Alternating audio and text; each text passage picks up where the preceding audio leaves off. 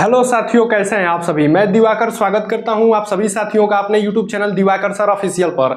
साथियों, आज के वीडियो में हम बात करेंगे एनपीसीआईएल कैगा साइट भर्ती के बारे में। साथियों, लगातार बच्चों के कमेंट आ रहे थे कि सर एनपीसीआईएल कैगा को लेकर के इन्फॉर्मेशन दे दीजिए। कुछ बच्चों के डाउट ये हो रहे हैं कि पेपर ऑनलाइन होगा या ऑफलाइन होगा, और बहुत सारे बच्चों के ये भी मन में डाउट आ रहे हैं कि पेपर कहाँ कराया जाएगा, क्या हम एक से अधिक पोस्ट के लिए फॉर्म भर सकते हैं या नहीं भर सकते हैं। और सबसे बड़ा जो प्रश्न है बच्चों का वो ये है कि सर हम इसकी तैयारी कैसे करें। साथियों, जानकारी में आगे बढ़ने से पहले मैं आप सभी को बता दूं कि मैंने खुद भी BARC 2023 Bhabha atomic research centre में प्लांट ऑपरेटर पोस्ट के लिए एग्जाम क्रैक किया हुआ है। तो मेरे भाई सेलेक्टेड हैं और सिलेक्शन दिलाएंगे आप सभी लोगों का। इसके लिए क्या करना होगा, यदि आप हमारे चैनल पर नए आए हैं तो प्लीज चैनल को सब्सक्राइब कीजिएगा, इस वीडियो पे एक प्यारा सा लाइक कीजिएगा।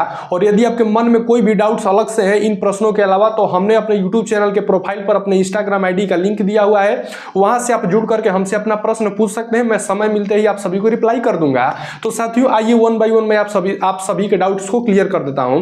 तो सबसे पहला डाउट ये है बच्चों का कि एग्जाम कहां होगा।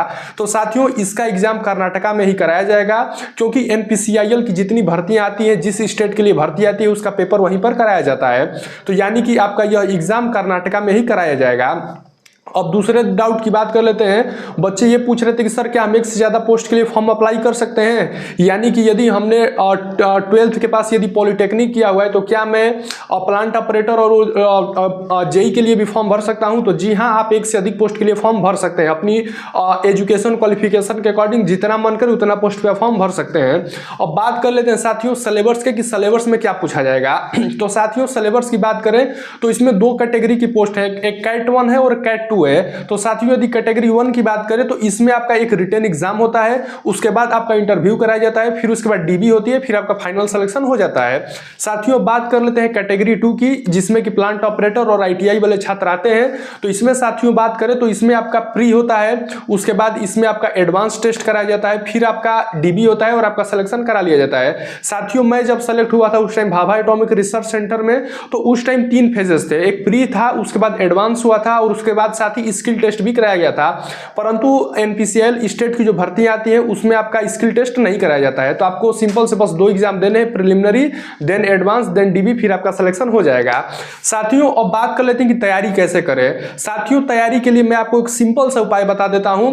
आपको सबसे पहले किसी का भी बैच नहीं खरीदना है। यूट्यूब पर मैं आप सभी को क्लियर कर देता हूं, यहां पर तमाम लोग बैच बेचते हैं, तमाम लोग अपने टेस्ट सीरीज बेचते हैं। साथियों, मैं किसी की बुराई नहीं कर रहा हूं, परंतु मैं आपको अपना एक्सपीरियंस बता रहा हूं। अपना मैंने बार्क का जो एग्जाम क्रैक किया था भाभा एटॉमिक रिसर्च सेंटर का, उसके लिए हमने कहीं भी किसी प्रकार की ना ही कोचिंग की थी, ना ही किसी का पेड बैच खरीदा था।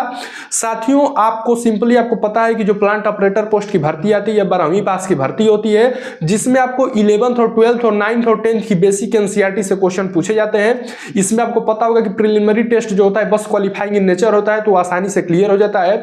उसके बाद जब आपका एडवांस टेस्ट होता है साथी, तो इसमें आपसे फिजिक्स पूछा जाता है, केमिस्ट्री पूछा जाता है और मैथ पूछा जाता है। यह 11th और 12th लेवल के सब्जेक्ट पूछे जाते हैं, बहुत हार्ड नहीं पूछा जाता है। और यदि हार्ड होता भी है तो आपका सिलेबस से ही पूछा जाता है। तो मैं आपको यही कहूंगा कि आप अपनी NCERT पर अच्छे से पकड़ बना लीजिए, NCERT को स्ट्रॉन्ग कर लीजिए। यदि आप 11th-12th की NCERT में फिजिक्स केमिस्ट्री और मैथ अच्छे से कर लेते हैं तो यकीन मानिए मेरे भाई, सिलेक्शन लेने से आप कोई भी नहीं ताकत रोक सकती है। तो यह रहा तैयारी करने की बात, जो कि मैंने आपको बताया है। साथियों, मेरा एक्सपीरियंस यह भी रहा है कि मैं आप सभी से यह भी कहूंगा कि NCERT के साथ साथ एक लुसेंट की बुक आती है मार्केट में, उसको भी आप फॉलो कर लीजिए। इससे आपका क्या होगा, और जनरल अवेयरनेस और साइंस आपका काफी स्ट्रांग हो जाएगा, जिससे आपको काफी सहायता मिलेगी। ट्रेड वाले बच्चों की बात करें तो उनके लिए भी मैं कहूंगा किसी प्रकार की कोई भी बैच मत खरीदिए। ITI वाले छात्र हैं तो निमी पब्लिकेशन की बुक को फॉलो कर लीजिए, सारे प्रश्न वहीं से फंस जाएंगे।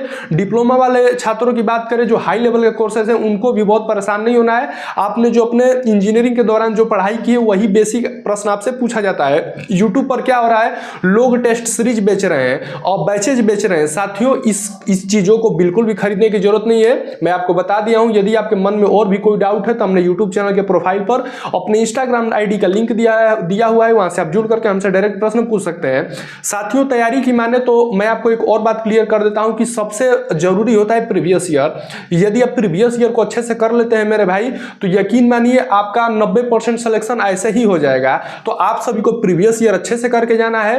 एनपीसीआईएल के जितने सारी परीक्षाएं हुई है उनका प्रीवियस ईयर कर लीजिए। इतना कर लेते हैं तो बहुत ज्यादा आपको परेशान नहीं होना है। बहुत बड़ी भर्ती नहीं है, बहुत ज्यादा कंपटीशन नहीं रहता है। तो साथियों यह रहा जो कि एनपीसीआईएल कैगा साइट को लेकर के हमने आपको जानकारी दिया है। वीडियो पसंद आई हो तो चैनल को सब्सक्राइब कीजिएगा, वीडियो पे एक प्यारा सा लाइक कीजिएगा। मिलेंगे दोबारा कुछ और भी अच्छी इंफॉर्मेशन के साथ, तब तक के लिए जय हिंद, वंदे मातरम।